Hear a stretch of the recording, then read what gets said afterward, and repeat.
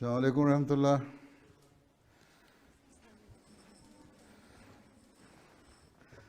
اچھا micro phone کسی کے پاس نہیں ہے؟ السلام علیکم ورحمۃ اللہ وبرکاتہ. بیٹھ جاؤ پھر. ہاں جی بریرہ احمد تلاوت.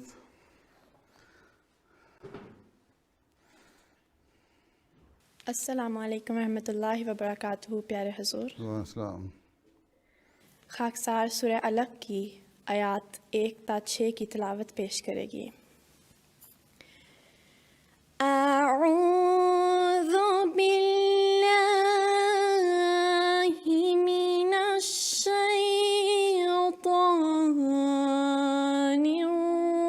الرجیم.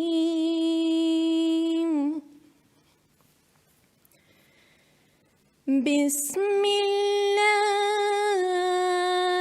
الرحمن الرحیم.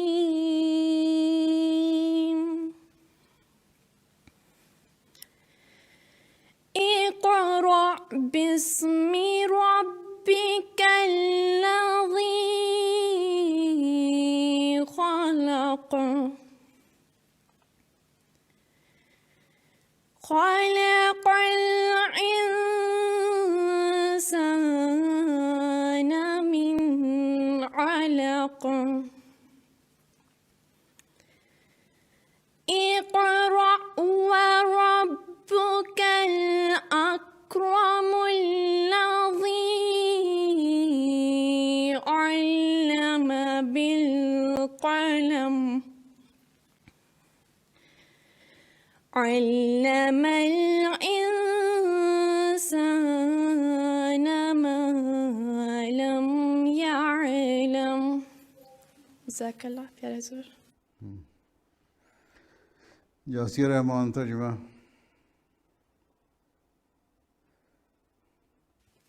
السلام علیکم ورحمۃ اللہ وبرکاتہ. پیارے حضور، وعلیکم السلام. اب میں سورہ علق کی ان آیات کا اردو ترجمہ بیان فرمودہ حضرت خلیفۃ المسیح رابع رحمہ اللہ تعالیٰ پیش کرتی ہوں. اللہ کے نام کے ساتھ جو بے انتہا رحم کرنے والا، بن مانگے دینے والا اور بار بار رحم کرنے والا ہے. پڑھ اپنے رب کے نام کے ساتھ جس نے پیدا کیا. اس نے انسان کو ایک چمٹ جانے والے لوتھڑے سے پیدا کیا. پڑھ اور تیرا رب سب سے زیادہ معزز ہے، جس نے قلم کے ذریعے سکھایا انسان کو وہ کچھ سکھایا جو وہ نہیں جانتا تھا. جزاک اللہ. پیارے حضور. ہاں جی کنزہ رحمان سویڈش ترجمہ. Assalamu alaikum warahmatullahi wabarakatuh. Pyara Hazur. Svensk översättning av Sura al-Alaq, vers 1-6. I Allahs, den nåderikes, den barmhärtiges namn. Läs du upp i din Herres namn. Han som skapade människan från en fastsittande klump. Läs upp, och din Herre är den mest ädle, som lärde med pennan, lärde människan vad hon icke visste. Jazakallah. جزاک اللہ. ہاں جی سجیلہ چودھری قصیدہ. السلام علیکم ورحمۃ اللہ وبرکاتہ. پیارے حضور، السلام. قصیدہ حضرت مسیح موعود علیہ الصلاۃ والسلام. یا عین فیض اللہ والعرفان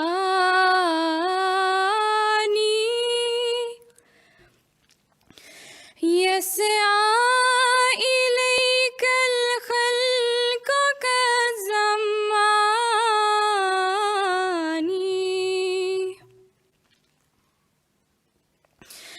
یا بحر فضل المنعم المنان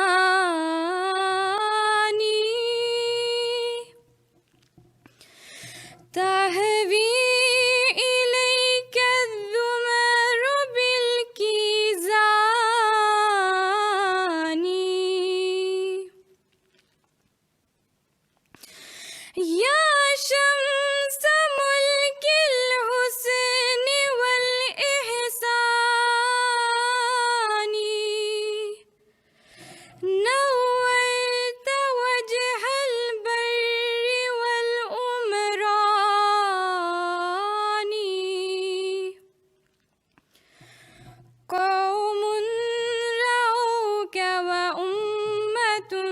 قد أخبرت من ذلك البدر الذي أسباني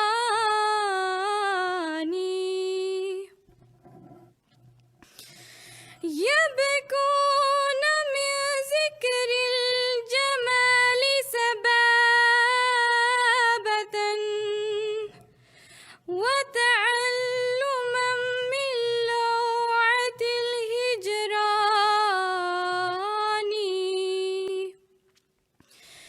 يا عين فيض الله والإرفان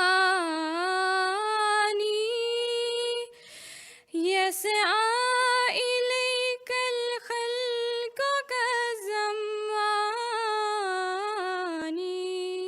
جزاكم الله خيرا جزاك الله. جزاک اللہ. ہاں جی اب کیا کہتی ہو؟ السلام علیکم ورحمۃ اللہ وبرکاتہ. پیارے حضور، السلام. اب لجنہ میارے دوم حضور سے سوال پوچھنے کی اجازت چاہتی ہیں. اچھا آپ کیا کرتی ہیں؟ میں آمسا کی صدر ہوں. صاحب کا صدر ہوں. پڑھتی ہو؟ جی میں ماسٹرز کری ہوں کیمیکل انجینئرنگ میں. اچھا اچھا ماشاء اللہ بڑا مردوں والا سبجیکٹ لیا ہے. جی چلو بیٹھ جاؤ. جزاک اللہ پیارے حضور. ہاں کیا کہتی ہو؟ السلام علیکم ورحمۃ اللہ وبرکاتہ. پیارے حضور، سلام. میرا نام عبد سلام ہے اور میرا سوال کلائمیٹ چینج سے ریلیٹڈ ہے.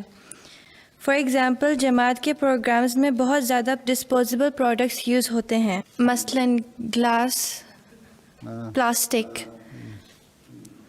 ایز این احمدی ہماری کیا رسپانسبلٹیز ہیں؟ پہلی تو یہ ہے کہ عموماً ہمیں ریسائیکل چیزیں جو ہیں وہ استعمال کرنی چاہیے. ٹھیک ہے. جو پروجیکٹ جو جماعت کے ایونٹس ہوتے ہیں، اجتماع ہوتے ہیں، جلسے ہوتے ہیں، وہاں ایک ٹیم ایسی بھی ہوتی ہے جو ہائیجین وغیرہ کی بھی ٹیم ہوتی ہے. وہ اس کا یہ کام ہے کہ جہاں وہ جو دوسری فیسلٹیز ہیں ان کا میں ہائیجین کا استعمال رکھیں. وہاں اپنا جو ایٹماسفیئر ہے، ماحول ہے، انوائرمنٹ ہے، اس کو بھی صاف رکھیں. ٹھیک ہے. اور وہاں سے گند جو اٹھاتے رہیں. جو ریسائیکل پلاسٹک کی چیزیں ہیں ان کو علیحدہ رکھیں. جو ڈسپوزیبل چیزیں ہیں ان کو علیحدہ رکھیں. اور گورنمنٹ کے تو بن بنے ہوتے ہیں اور اس کو علیحدہ پہلے سے بات کی ہو. جو ٹرک اٹھا کے لے کے جاتے ہیں تو وہ جو ڈسپوزیبل آئٹم ہے، ریسائیکل آئٹم ہے، ان کو اس بن میں ڈالا. جو ڈسپوزیبل ہیں ان کو اس میں ڈالا تاکہ اس کو وہ ڈسپوز آف کر سکیں اپنے کسی طریقے سے. تو ہماری یہ ذمہ داری ہے کہ ماحول کو صاف رکھیں، گند نہ ہونے دیں. ہماری عادت یہ ہے ہماری لجنہ کی ممبرات بھی اور آپ لوگ بھی کہانی یہاں کھڑے ہو کے مجھے سنا تو نہیں ہے، لیکن طریقہ یہ تھا جوس پیا، جلتے ڈبہ ٹھک کر کے وہاں پھینک دیا ہیں سڑک پہ کنارے پہ. ٹھیک ہے. پرواہی نہیں کی. اور پانی پیا، بوتل خالی ہو گئی ہیں تو بجائے یہ کہ 10 قدم پہ بن پڑا ہوا اس میں جا کے ڈالیں، بن بیگ میں ڈال دیں یا بن جو پڑا ہوا ہے بڑا باکس اس میں ڈالیں، وہیں پھینک دیں گی. گلاس جو ڈسپوزیبل گلاس ہیں بچوں کو دے دیں گی جو کھیلتے رہو اس سے. وہ کھیل کے سارا گند کر دے رہتے ہیں توڑ کے. اگر وہ اس کے ہیں پیپر گلاس ہیں یا وہ تھرمو بول کے گلاس ہیں، وہ توڑ کے نا بچے کھیلتے رہتے ہیں اور توڑتے رہتے ہیں. وہ اتنے باریک ذرے بن جاتے ہیں کہ آپ اکٹھا بھی نہیں کر سکتے پھر. ٹھیک ہے. تو یہ تو ایجوکیٹ کرنے کی ضرورت ہے ان اجتماعوں پہ، لجنہ کو بھی، ناصرات کو بھی، بچوں کو بھی، کہ اپنی چیزیں جو ہیں اس طرح پھینکا نہ کرو. اگر استعمال کیا ہے تو اس کو بن میں ڈالو. اور جو پھینک دیتے ہیں اس طرح، وہاں ایک ٹیم ہونی چاہیے ہمارے اجتماعوں پہ جو سارے کچھ اکٹھا کرے اور ان کو بن میں ڈالے. اور پھر جو ریسائیکل چیزیں ہیں وہ ریسائیکل بن میں چلی جائیں. جو دوسری ڈسپوزیبل ہے ان میں ان کو ڈسپوز آف کرنے کے لیے علیحدہ بن میں ڈالا جائے. ٹھیک ہے. جزاک اللہ پیارے حضور. جزاک اللہ پیارے حضور.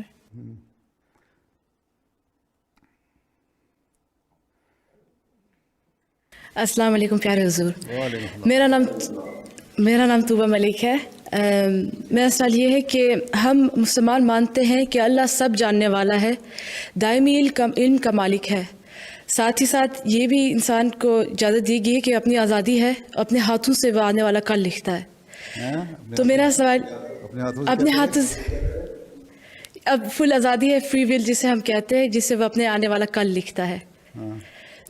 تو میرا سوال یہ ہے کہ کس حد تک اللہ فیصلہ کرتا ہے اور کس حد تک انسان فیصلہ کرتا ہے؟ بات یہ ہے کہ اللہ تعالیٰ نے آزادی دی ہے. اللہ تعالیٰ علیم ہے، اس کو علم ہے ہر چیز کا. اس کو یہ علم ہے کہ اس وقت طوبہ نے کیا کیا ہے، اور کل 1 گھنٹے کے بعد اس نے کیا کرنا ہے، اور 1 سال کے بعد کیا کرنا ہے، اور 10 سال کے بعد کیا کرنا ہے. یہ علم ہے اللہ تعالیٰ کا. ٹھیک ہے. اور اللہ تعالیٰ نے قرآن شریف میں حکم دے دیے کہ یہ، اگر میرے سے پہلے کہیں سوال جواب سنے ہوتے تو مجھے سوال پیدا نہ ہوتا. تو یہ حکم دے دیا کہ یہ چیزیں کرنے والی ہیں، اچھی باتیں ہیں، یہ کرو. ایک مسلمان کے لیے، ایک مومن کے لیے، ایک مومنہ عورت کے لیے، مرد کے لیے ضروری ہے. ٹھیک ہے. اور یہ چیزیں ہیں جن سے بچنا چاہیے، یہ اچھی چیزیں نہیں ہیں. آج کل کی ملکوں میں، ترقی یافتہ ملکوں میں، جو ڈیولپ ملک ہیں، کہتے ہیں اپنے آپ کو بڑے ہیں، جو مورلز ہیں ان کی جو ڈیفینیشن ہے وہ بالکل مختلف ہو گئی ہے. ان کے نزدیک بعض باتیں ایسی ہیں جو مذہب کے نزدیک امورل ہیں، اور ان کے نزدیک وہ اس سے کوئی فرق نہیں پڑتا، وہ غلط باتیں نہیں ہیں.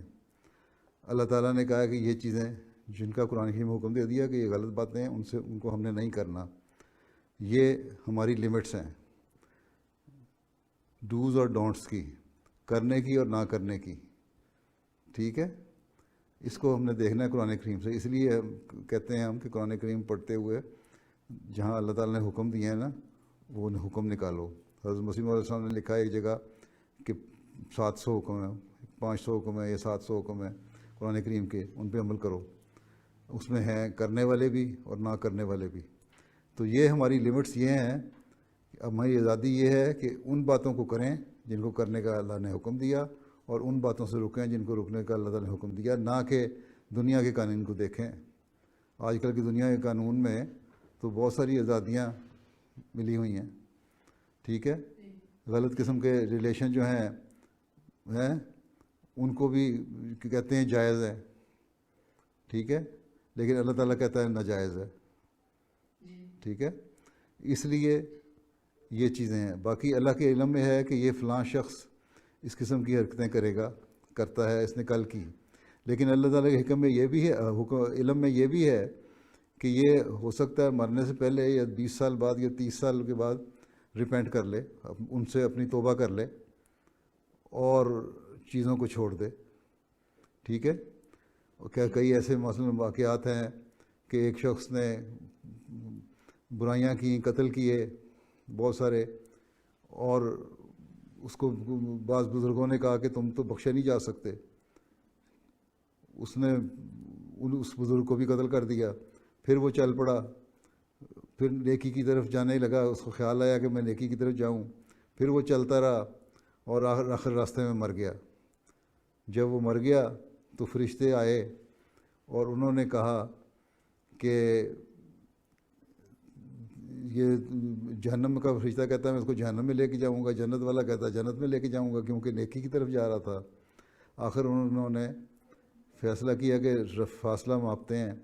اگر یہ اس طرف زیادہ قدم اٹھا چکا ہو جس طرف نیکی کے قدم تھے، طرف جا رہا تھا، تو جنت میں جائے گا.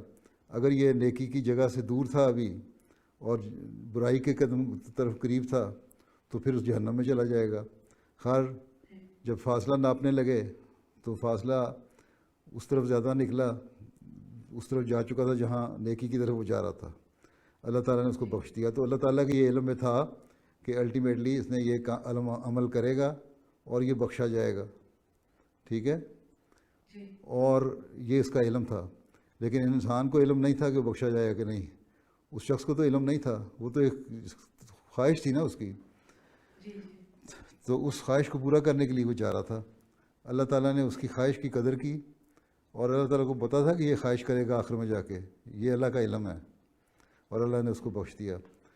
تو یہ ہے برائیوں کی لمٹس. ہم اگر یہ کہہ دیں کہ اللہ تعالیٰ نے آخر میں بخش دینا ہے تو ہمیں نہیں پتہ کہ بخشنا ہے کہ نہیں بخشنا.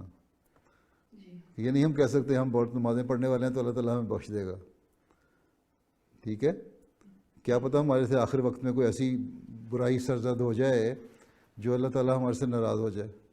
جس طرح ایک واقعہ آتا ہے کہ ایک شخص تھا, وہ بہت برائیاں کیا کرتا تھا, اور ایک دوسرا شخص تھا, وہ بڑا نیک تھا, بڑا نمازی تھا, بڑا روزہ پڑھ کر رکھنے والا, بڑی نیکیوں کی باتیں کرنے والا.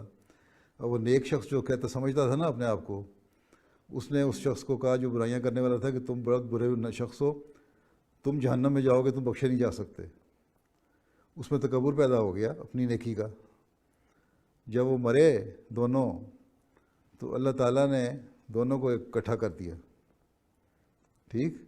اور اس شخص سے پوچھا, یہ بھی آنسر نے فرمایا ہے, اس شخص سے پوچھا کہ تم کہتے تھے کہ یہ شخص جہنم میں جائے گا اور تم بہت نیک آدمی ہو, تمہارے اندر تم جنت میں جاؤ گے, یہ تو تمہیں کیا پتہ کہ تم جنت میں جاؤ گے کہ نہیں, یہ تو جنت میں ڈالنا یا جہنم میں ڈالنا تو میرا فیصلہ ہے. تمہیں بڑا تکبر تھا نا اس بات کا کہ تم بہت نیک ہو اور تم جنت میں جاؤ گے, تو میں تمہیں جہنم میں ڈالتا ہوں, اور جس کو تم نے کہا تھا نا کہ یہ جہنم میں جائے گا, اس کو میں جنت میں لے کے جا رہا ہوں. تو اللہ تعالیٰ یہ بھی کرتا ہے, یہ بھی اس کا.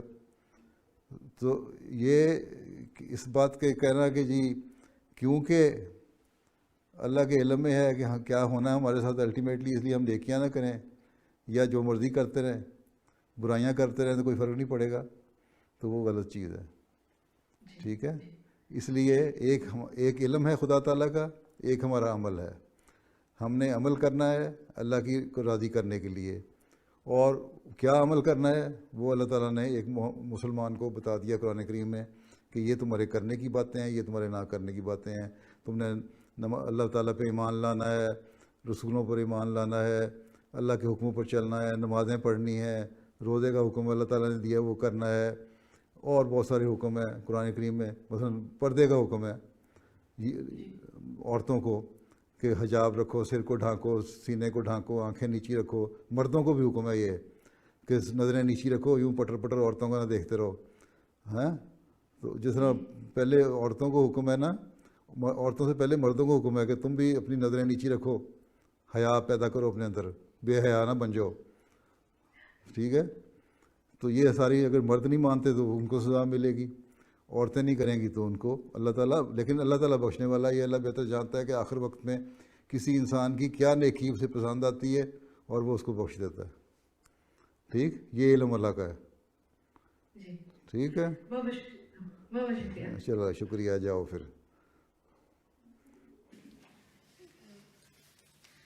السلام علیکم پیارے حضور. وعلیکم السلام. میرا نام سمرین احمد ہے اور میرا سوال ہے کہ قرآن میں 7 آسمانوں کا ذکر ہے, اس کا کیا مطلب ہے؟ کیا یہ آسمان جو ہمیں نظر آ رہا ہے اس سے اوپر 6 اور آسمان ہے؟ کس کلاس میں پڑھتی ہو؟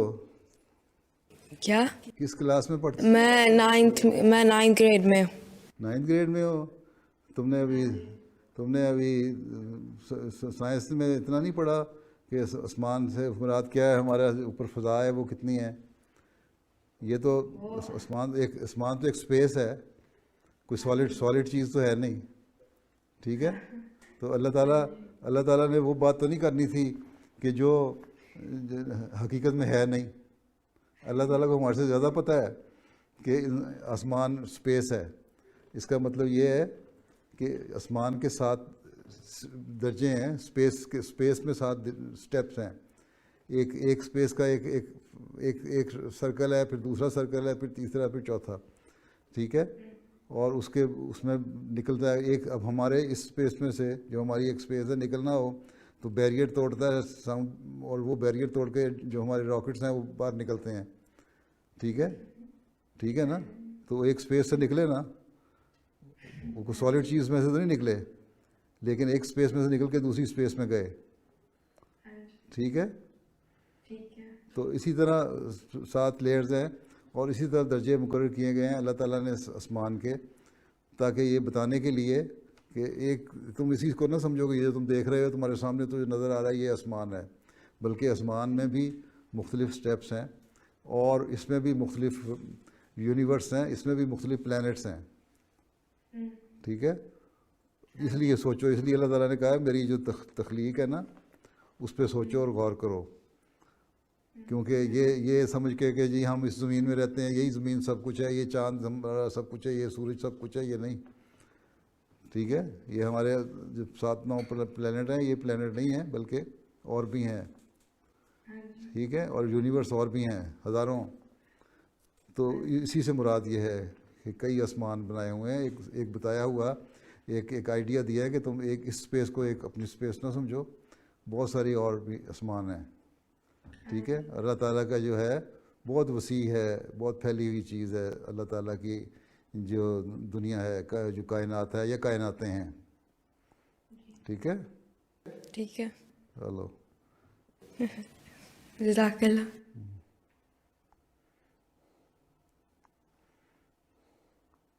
السلام علیکم ورحمۃ اللہ وبرکاتہ. پیارے حضور، وعلیکم السلام. خاکسار کا نام صبغہ حیات ہے، اور میرا سوال یہ ہے کہ ایک انسان تعلق باللہ کو کیسے محسوس کر سکتا ہے؟ کیسے محسوس کر سکتا ہے؟ جی. اللہ تعالیٰ سے دعا کرو، جب دعاؤں میں تمہاری رکت پیدا ہو اور اللہ تعالیٰ سے تعلق میں احساس پیدا ہو کہ ہاں ہم اللہ کی خاطر رو بھی رہے ہیں اور سجدے بھی کر رہے ہیں، اللہ سے دعا بھی کر رہے ہیں، اللہ تعالیٰ کا خوف بھی ہمارے دل میں ہے، تو اس کا مطلب یہ ہے کہ اس طرف تمہارے قدم اٹھ رہے ہیں. اب 100% تعلق باللہ تو اسی وقت ہوگا جب جس طرح عمر بڑھتی جاتی ہے انسان کو تجربات بھی ہوتے جاتے ہیں اور تعلق بھی بڑھتا جاتا ہے. تو پہلا تو یہی ہے کہ اپنا نمازوں کو ایسا پڑھو کہ تمہیں نمازیں پڑھنے میں مزہ آتا رہے. اگر جلدی ٹکریں مار کے نمازیں پڑھ لی تو وہ تعلق باللہ تو کوئی نہ ہوا.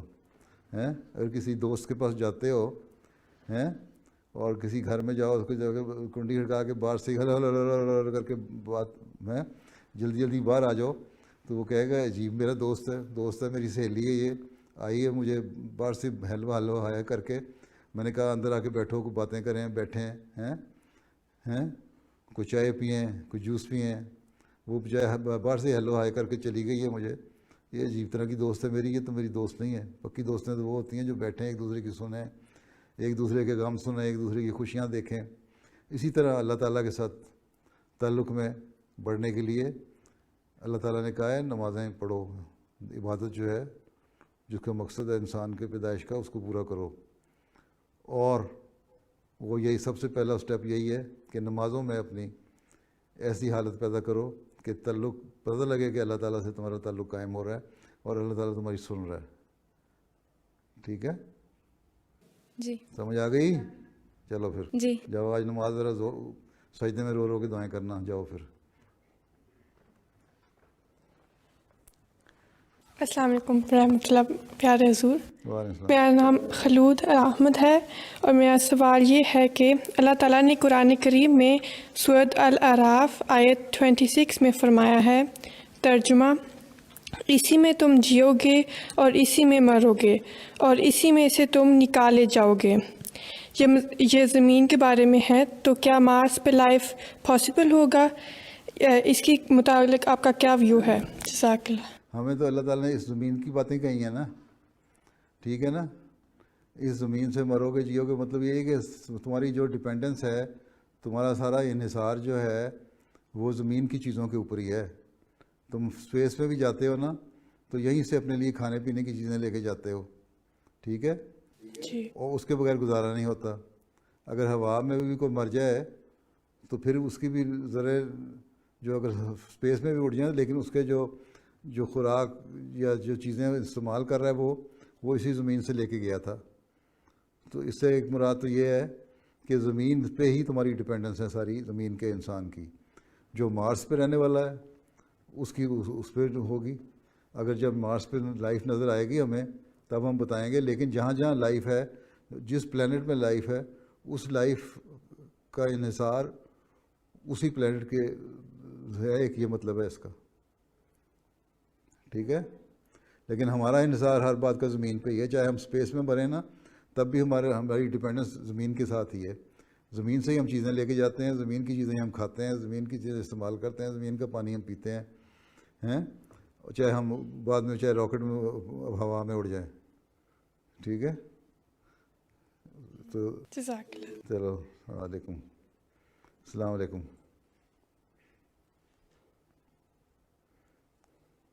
अस्सलाम वालेकुम वरहमतुल्लाह प्यारे हजूर, वालेकुम अस्सलाम।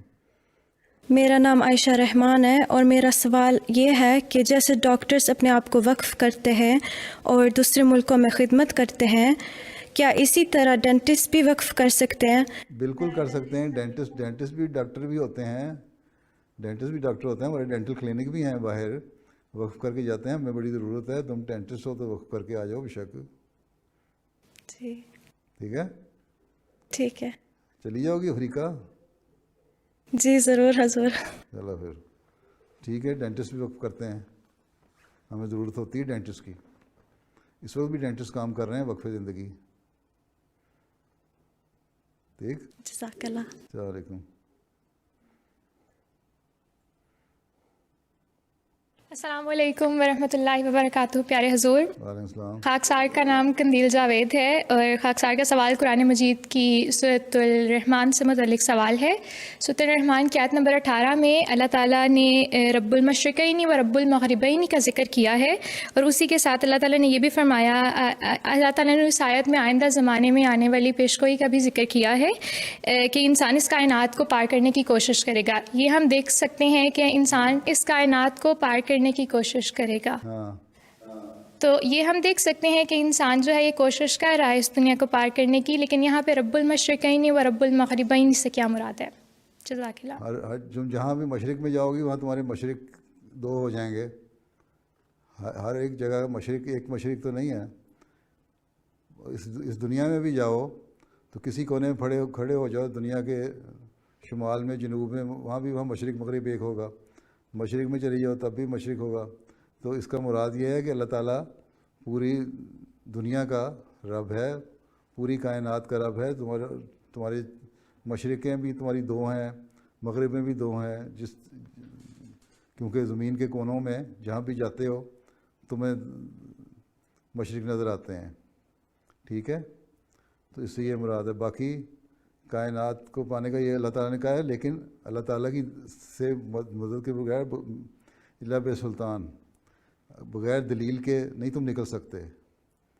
ठीक, जी बिल्कुल जी। तो वो उस दलील को साथ अल्लाह ताला ने जिस हद तक तुम्हें इल्म दिया उस इल्म के साथ ही निकल सकते हो, उसके बगैर नहीं तुम जा सकते। जी ठीक है, जी, ठीक। जज़ाकल्लाह।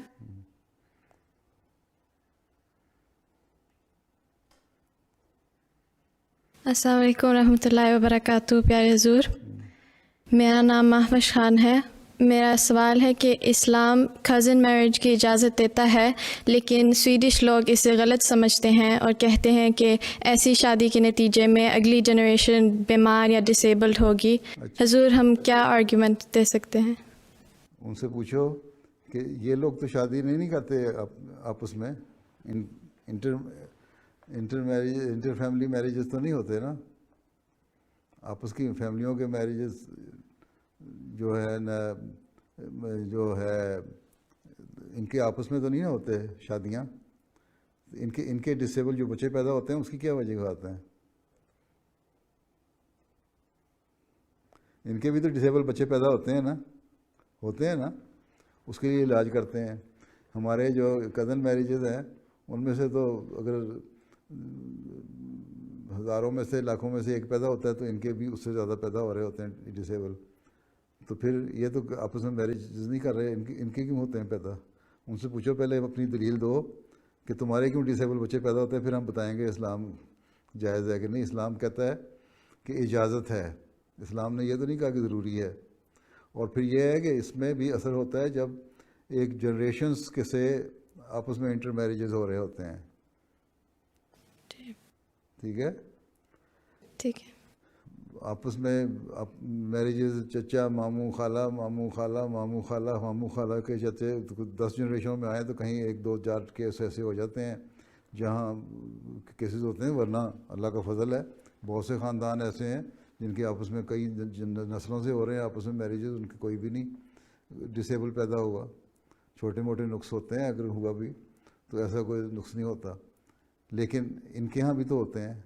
वो क्यों होते हैं? और इनकी परसेंटेज निकालो, डेटा इकट्ठा करो ना पहले तो, फिर बताओ कि हमारे जो आपस के मैरिजेस हैं, फैमिली मैरिजेस, उसमें कितने हो रहे हैं डिसेबल बच्चे और इनके कितने हो रहे हैं। یہ پہلے ڈیٹا اکٹھا کر کے دو مجھے، پھر بتاؤں گا کہ دلیل کیا دینی ہے، ٹھیک ہے؟ اور وہی دلیل ان کو دے دو تم، ٹھیک ہے. ٹھیک ہے؟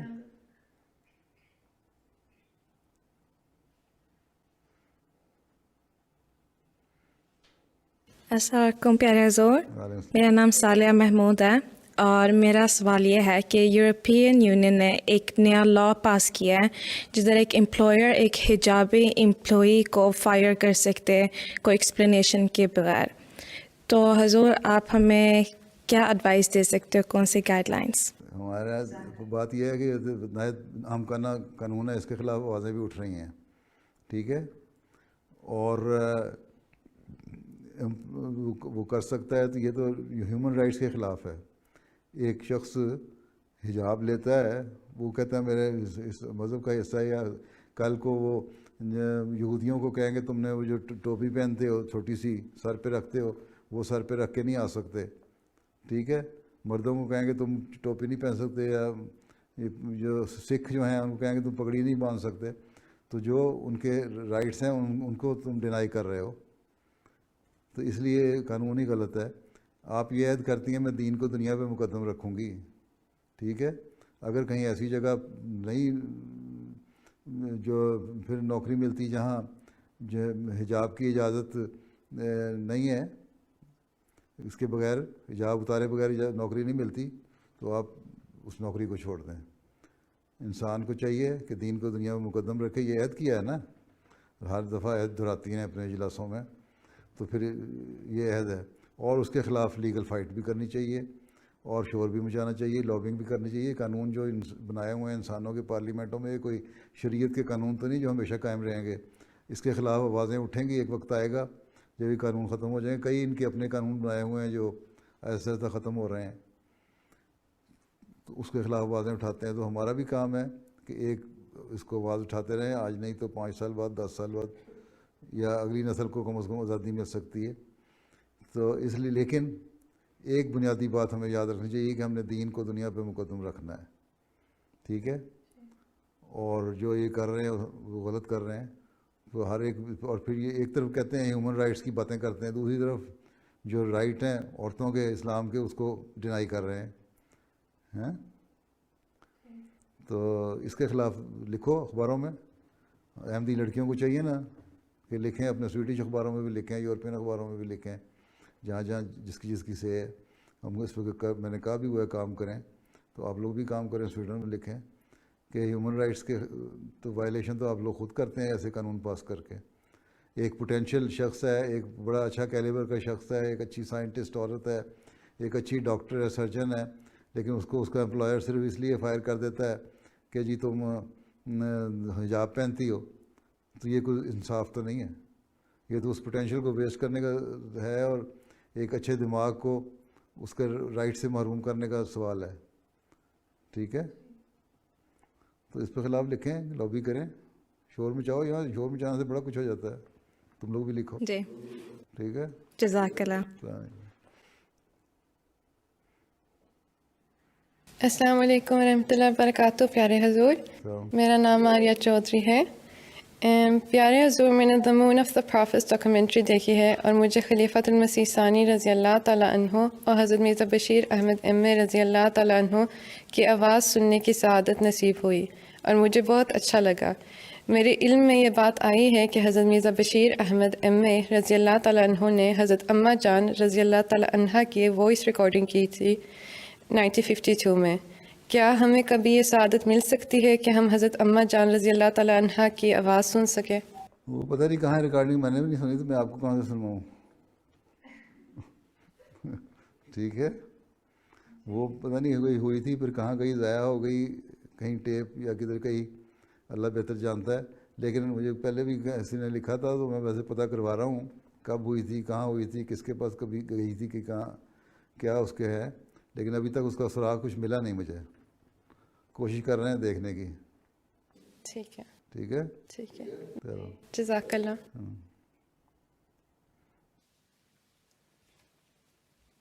السلام علیکم ورحمۃ اللہ وبرکاتہ. پیارے حضور، میرا نام عطیہ رشید ہے اور میرا سوال ہے کہ اگر ایک انسان پیدائشی کرسچن ہے اور اس نے اپنی پوری زندگی ایک کرسچن کی طرح گزاری ہے تو پھر وہ کس طرح مان سکتا ہے کہ اسلام سچا مذہب ہے؟ تو اس کو زبردستی منوانا ہے تم نے؟ ہم نے کیوں کہا کہ زبردستی کرسچن کو مسلمان بناؤ؟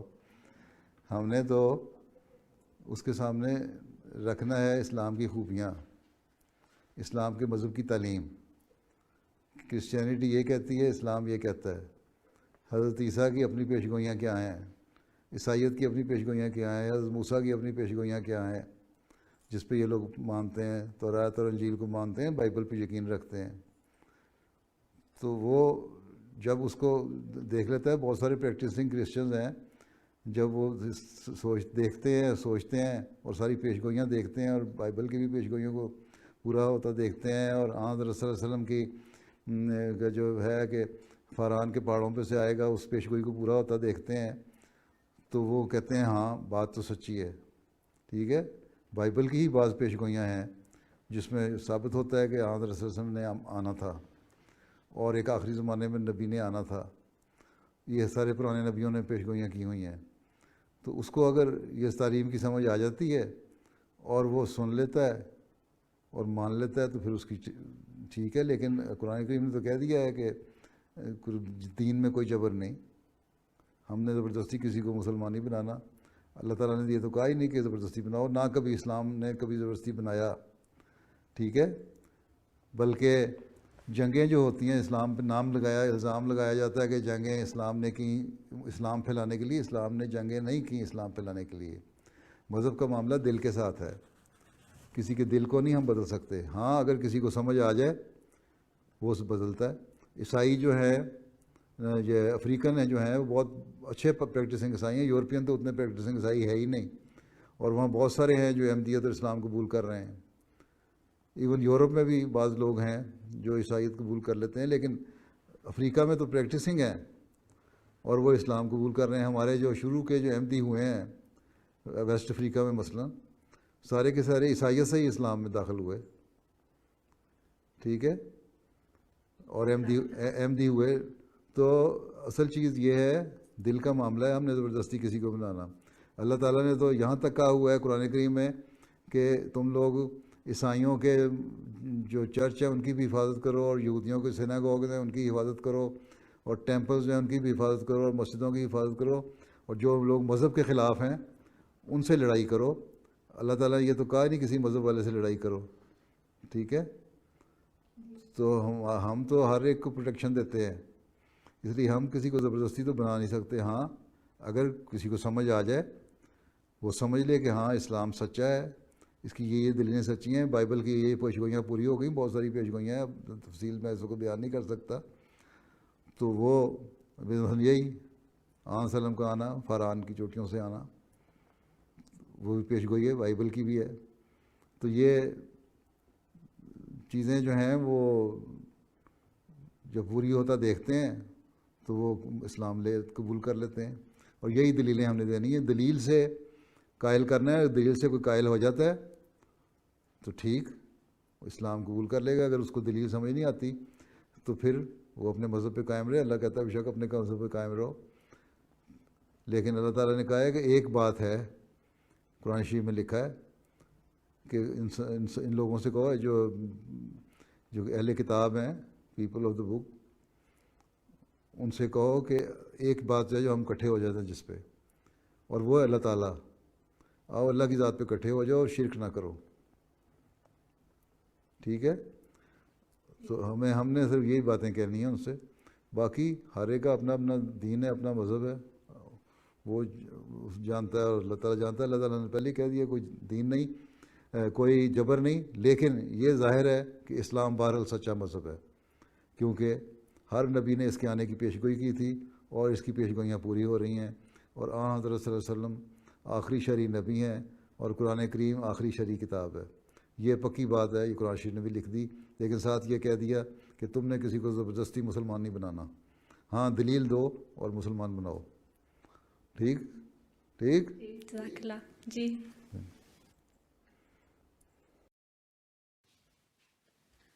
السلام علیکم ورحمۃ اللہ وبرکاتہ. پیارے حضور، خاکسار کا نام خاکسار کا نام نائمہ ارم ہے. حضور انور نے اپنی خدام کے ساتھ کلاس میں سورج مغرب سے نکلے گا کی پیش گوئی کے بارے میں دعا کی ہدایت کی. پیارے حضور، خاکسار اس بارے میں کچھ کہنے کی اجازت چاہتی ہے. ہاں فرماؤ. پچھلے 30 سالوں سے خلافت کا سورج مغرب کو اپنی روشنی سے منور کر رہا ہے، تو کیا ہم یہ کہہ سکتے ہیں کہ سورج مغرب سے نکلنے کی پیش گوئی پوری ہو رہی ہے؟ ہو رہی ہے، ایک لحاظ سے تو ہو رہا ہے. مغرب سے اسلام کی تعلیم پھیل رہی ہے دنیا میں، اور خلافت یہاں ہے. اس لحاظ سے ایک ذوقی تشریح ہے، لے سکتے ہو یہ، مطلب اس میں کوئی حرج نہیں. لیکن اصل چیز یہ ہے کہ یہاں اسی تبلیغ سے ایک وقت آئے گا، یہ بھی اس کا مطلب ہے کہ ایک وقت آئے گا جب مغرب کے لوگ زیادہ اسلام کو قبول کریں گے، اور جب یہ اسلام کو قبول کریں گے جس طرح رومن حکومت کے زمانے میں ہوا تھا، جو عیسائیت بادشاہ نے قبول کر لی تھی، تو پھر اسلام کی تبلیغ جلدی سے جلدی دنیا میں پھیلے گی. تعلیم سمجھ آئی؟ تو یہ بھی ہے کہ ہمیں کوشش کرنی چاہیے کہ جہاں دعا کریں وہاں تبلیغ بھی کریں اور اپنے نمونے بھی دکھائیں، تاکہ یہ لوگ جو مغرب میں رہنے والے ہیں یہ مذہب کو سمجھ کے اس کو قبول کریں. جب یہ قبول کریں گے تو مشرق، مغرب اور شمال اور جنوب ہر جگہ اسلام کی تبلیغ زیادہ جلدی تعلیم پھیلنی شروع ہو جائے گی انشاءاللہ. ٹھیک ہے؟ اور ایک یہ مطلب بھی ہے، تم کہہ رہی ہو، یہ بھی ٹھیک ہے، کوئی ایسی بات نہیں، لے سکتی ہو یہ مطلب. ٹھیک، چلو ماشاءاللہ بڑا اچھا پردہ کیا ہوا ہے. السلام علیکم ورحمۃ اللہ وبرکاتہ. پیارے حضور میں وقف نو میں ہوں، اور میرا سوال ہے کہ آپ نے ہم وقفات کو ٹیچنگ کا کہا ہے، تو آپ ہمیں کوئی خاص مضمون ریکمینڈ کرتے ہیں ٹیچرز بننے کے لیے؟ ٹیچر ہے، جو مرضی مضمون ہو، ہر ایک مضمون میں پڑھانا ہی ہے نا. پرائمری اسکول ٹیچر بھی چاہیے، سیکنڈری اسکول ٹیچر بھی چاہیے، کالج کے ٹیچرز بھی چاہیے، یونیورسٹی ٹیچرز بھی چاہیے. ہر چیز ہر فیلڈ میں جا سکتی ہیں آپ، جس میں آپ کو دلچسپی ہے. ٹھیک ہے؟ تو خاص مضمون کیا ہے؟ خاص مضمون یہ ہے کہ اللہ سے تعلق ہو بس، باقی جو مرضی پڑھو. ٹھیک ہے؟ جزاک اللہ.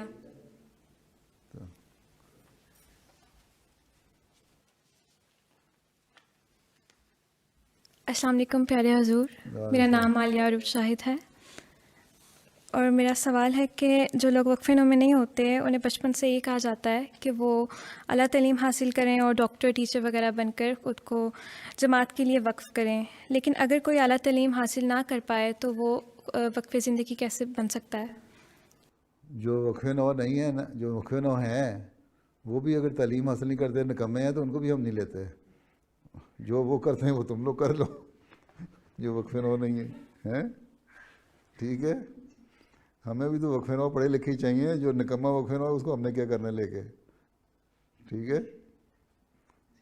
تو وہ یہ کرے کہ وہ دین کا علم حاصل کرے، نمازوں پہ اچھی طرح نمازیں پڑھا کرے، قرآن کریم پڑھے، اس کو ترجمہ پڑھے، اس کو سمجھے، اور پھر جب شادی ہو جائے وہ لڑکی اپنے بچوں کی اچھی تربیت کرے، ان کو اچھا مومن مسلمان بنائے. یہی غیر وقف نو کا کام ہے، یہی وقف نو کا کام ہے. سب سے بڑی ذمہ داری یہی ہے. ٹھیک ہے؟ اگر اعلیٰ تعلیم حاصل نہیں کی تو کم از کم اللہ رسول سے تعلق جوڑنے میں تو تعلیم حائل نہیں نہ ہے، اور پھر آگے بچوں کی تربیت کرنے میں، ان کو اچھا بااخلاق بنانے میں، مذہب سے جوڑنے میں اپنا کردار ادا کرو، اپنا رول پلے کرو. ٹھیک ہے؟ جی جزاکم اللہ پیارے حضور.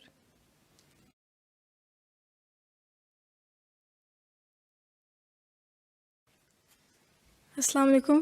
وعلیکم السلام. میرا سوال ہے کہ جب جسم کی بیماریاں ہوتی ہیں کسی کو تو بہت اہمیت سے اس کو بہت اہم سمجھا جاتا ہے، لیکن جب کسی بہت اہم سمجھا جاتا ہے جب کسی کو جسم کی بیماری ہو، لیکن جب کسی جو روحانی بیماری ہو تو ہم نہیں سمجھتے. جی جب ذہنی ہو تو نہیں سمجھتے. ذہنی ہو تو نہیں سمجھتے؟ جی کون نہیں سمجھتا؟ بڑے بیوقوف ہے جو نہیں سمجھتے. اس کو چھپایا جاتا ہے، تو ہم کیا کریں کہ ذہنی جو اگر کوئی تھوڑی بہت ذہنی ڈپریشن ہو جاتا ہے کسی کو، یا کوئی اور ذہنی بیماری ہو جاتی ہے یا کسی وجہ سے بعض آٹسٹک ہو جاتے ہیں بچے، یا بڑی عمر میں آ کے بعض دفعہ آٹسٹک ہو جاتے ہیں، تو ان کا صحیح طرح علاج ہونا چاہیے، ان کی صحیح طرح نگہداشت ہونی چاہیے، ان کا خیال رکھنا چاہیے، ان کی فکر کرنی چاہیے، اور جو ممکن علاج ہے اس کو کرنے کی کوشش کرنی چاہیے، ان کے جذبات کا بھی خیال رکھنا چاہیے. جو نہیں کرتے وہ بیوقوف لوگ ہوتے ہیں. میں تو یہی کہہ سکتا ہوں، اور کیا کہوں. جی جزاک اللہ. میں تو ہر ایک کو سمجھتا ہوں، اس کا خیال رکھتا ہوں. ٹھیک. اور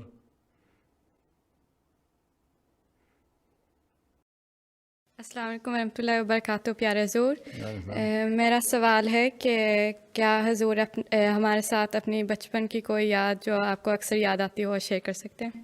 میں بچپن کی یادیں بھول گیا ہوں. ٹھیک ہے. تو بچپن کی ایسی یادیں نہیں، تم لوگوں کی طرح میں یادیں نہیں رکھا کرتا بچپن کی. آج کل کے بچوں کو بڑا شوق ہے یادیں رکھنے کا بچوں کی. لیکن بہرحال بعض باتیں ہوتی ہیں جو ہے یہ بعض یادیں رہ جاتی ہیں. اپنے بزرگوں کا جب ذکر ہوتا ہے تو پھر یادیں آ جاتی ہیں. مثلاً خلیفہ ثانی کے ساتھ جانا، ان کے سامنے بیٹھنا، ان کی بعض دفعہ وہ باتیں کر رہے ہوتے تھے لوگوں سے تو یاد تو نہیں رہتی.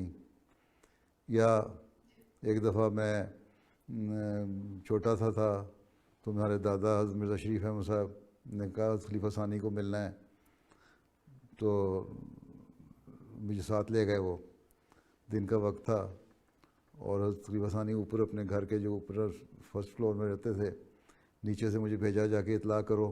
یہ نہیں ہے کہ بھائی چھوٹا بھائی ہو تو گھر چلے گئے ایک دم، جا کے اطلاع کرو کہ میں آیا ہوں ملنے کے لیے. خلیفہ ثانی تھوڑے سے بیمار تھے، لیٹے ہوئے تھے.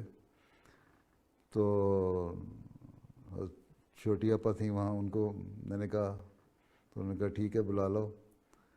کرسی رکھ دی. حضرت خلیفہ ثانی وہاں لیٹے ہوئے تھے. حضرت مرزا شریف احمد صاحب آئے. وہ آ کے تو ان سے باتیں کرنے لگے. کرسی پہ نہیں بیٹھے، انہوں نے کرسی پر چیئر ڈال دی اور پلنگ پہ جو لیٹے ہوئے نیچے دری بچھی تو نیچے بیٹھ گئے مرزا شریف احمد صاحب اور باتیں کرتے رہے. اب باتیں تو مجھے یاد نہیں، میں چھوٹا سا تھا، 8-9 سال کا، تو یہ 10 سال کا ہوں گا. تو بہرحال وہ باتیں کر کے اسی طرح اٹھے اور الٹے قدم واپس چلے گئے. بڑا ادب اور احترام اور لحاظ تھا خلیفہ وقت کا، باوجود بھائی ہونے کے احترام اور لحاظ کرتے تھے. تو وہ ایسی باتیں جو تربیت والی ہیں وہ ذہن میں رہ جاتی ہیں بعض وقت. یہ بڑی مجھے اچھی طرح نقش ہے میرے ذہن میں. اور اسی طرح اور بعض باتیں، حضرت مرزا شریف احمد صاحب مجھے قرآن شریف پڑھایا کرتے تھے اور بڑے، ان کے پاس تو قرآن شریف نہیں ہوتا، لیکن جہاں کہیں میں ضرب زبر زیر پیش کی غلطی کرتا تھا نا سر، فوراً مجھے کہتے تھے یہاں تم نے پیش کو اس طرح نہیں پڑھا، یہاں پیش ہے، یہاں زبر ہے، اس کو آ کرنا ہے یا او کرنا ہے، جو آواز نکالنی ہے.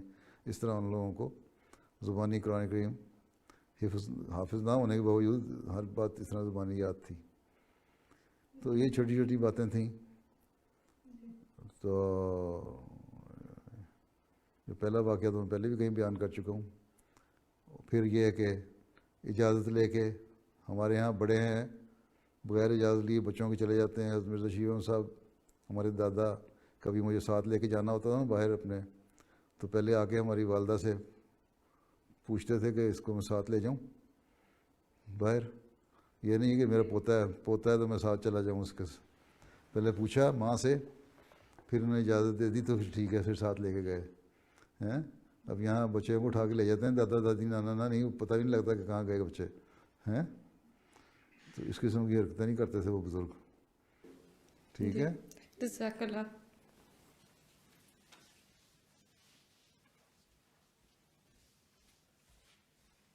السلام علیکم ورحمۃ اللہ وبرکاتہ. پیارے حضور، السلام. میرا نام کاشفہ الطاف ہے اور میری آپ سے پہلی ملاقات ہے. کمال ہو گیا. حضور، ہماری کلاس میں تھیوری آف ایولیوشن کے بارے میں بحث ہو رہی تھی اور میری ٹیچر نے کہا کہ اکثر مذہبی لوگ اس تھیوری آف ایوولوشن کو نہیں مانتے اور ان کے پاس اس بارے میں کوئی مضبوط دلیل نہیں ہوتی. تو میرا سوال یہ ہے کہ تھیوری آف ایوولوشن کے بارے میں اسلامی نظریہ کیا ہے اور اس کو ہم ان لوگوں کو کیسے سمجھا سکتے ہیں؟ سوال یہ ہے کہ ایولیوشن تو ہوا انسان کا. انسان یہ نہیں ہم مانتے جو ڈارون کی تھیوری ہے کہ کیڑا تھا یا بندر تھا یا بیٹل تھا یا جانور تھا تو اس سے انسان بن گیا. انسان تھا لیکن اس کی اپنی سٹیجز تھیں شروع کی. انیشیل سٹیجز میں وہ بالکل ہی حرکتیں اس کی ایسی تھیں جیسے وہ بندر والا کیو میں رہنے والا یا جنگلوں میں رہنے والا تھا. پھر آہستہ آہستہ اس کو عقل آتی رہی, ڈیولپمنٹ ہوتی رہی, لیکن بندر جو تھا وہ بندر کی نسل چلی, اسے جو انسان تھا اس کی سے انسان کی نسل ہی چلی. تو ایولیوشن کو تو ہم مانتے ہیں کہ ہوا, قرآن کریم میں بھی ہے لکھا ہوا ایولیوشن ہے. اور یہ انسان جو ہے اس حالت میں پہنچا اور ابھی تک ایولیوشن ہو رہا ہے. اس لیے ہم تو یہ نہیں کہتے کہ ایولیوشن نہیں ہوا, انسان کا ایولیوشن ہوا اور اس اسٹیج پر پہنچا. ابھی بھی مختلف حالتیں پیدا ہوتی جا رہی ہیں, لیکن جو بندر تھے وہ بندر تھے, جو بیٹل تھے وہ بیٹل تھے, جو جانور تھے وہ جانور تھے. یہ ہم نہیں مانتے کہ ڈارون کی تھیوری صحیح ہے, لیکن یہ ہم مانتے ہیں کہ ایولیوشن ضرور ہوا. ٹھیک ہے. السلام علیکم ورحمۃ اللہ وبرکاتہ. پیارے حضور, وعلیکم السلام. میرا سوال, میرا نام بریرہ احمد ہے اور میرا سوال یہ ہے کہ کیا آپ نے کبھی لیلۃ القدر کو ایکسپیرینس کیا ہے, اور اگر کیا تو وہ کیسا تھا؟ تم نے کیا کبھی؟ نہیں, میں نے نہیں کیا کبھی. اچھا, بس بعض دفعہ لگتا ہے کہ لیلۃ القدر ہوگی, دعاؤں میں اللہ تعالیٰ بعض دفعہ ایسی حالت پیدا کرتا ہے. تو یہ اللہ تعالیٰ بہتر جانتا ہے کہ معین طور پہ کئی موقع ایسے آتے ہیں لگتا ہے کہ تھی.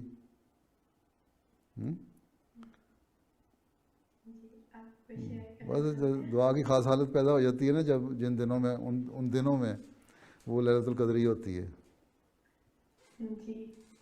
ٹھیک ہے.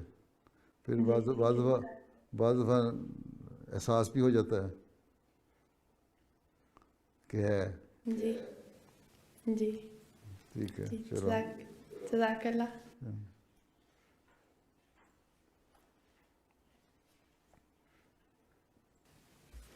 السلام علیکم پیارے حضور. وعلیکم السلام. ماشاء اللہ بڑا اچھا پردہ کیا ہوا ہے. جزاک اللہ.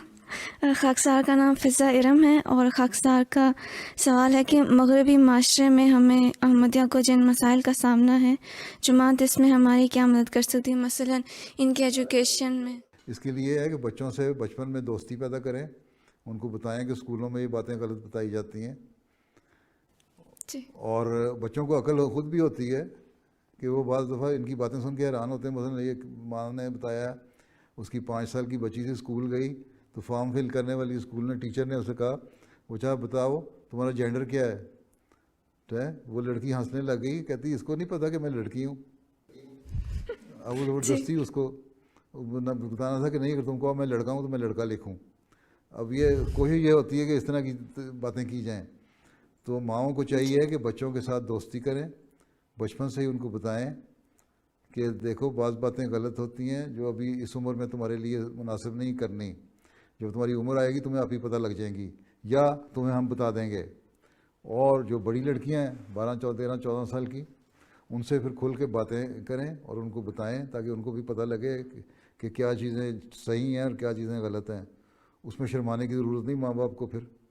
اور اگر کوئی ماں باپ اتنے پڑھے لکھے نہیں تو بڑے بہن بھائی جو ہیں ان کو پھر چاہیے کہ وہ ان کو سمجھائیں اور بتائیں کہ بہنوں کو بتائیں, بھائی کو بتائیں کہ کس طرح ان چیزوں سے بچنا ہے, کیا کیا چیزیں غلط ہیں. آپس میں ایسے تعلق ہوں بچوں کے ساتھ کہ وہ تمہارے سے شیئر کریں اپنے اسکول کی باتیں, اور جب شیئر کریں تو ان سے باتوں میں ان کو سمجھایا جائے کہ یہ غلط چیز ہے, یہ اچھی چیز ہے. ٹھیک ہے, شرمانے کی ضرورت کوئی نہیں. ہاں ٹھیک ہے جی, جزاک اللہ. جزاک اللہ. چلو جی صدر صاحبہ, وقت ختم ہو گیا آپ کا. کافی سوال کر لیے ہیں آپ نے, ہے نا صدر امسا؟ جی جزاک اللہ. اچھا جزاک اللہ. بیٹھو آرام سے. اللہ حافظ، السلام علیکم.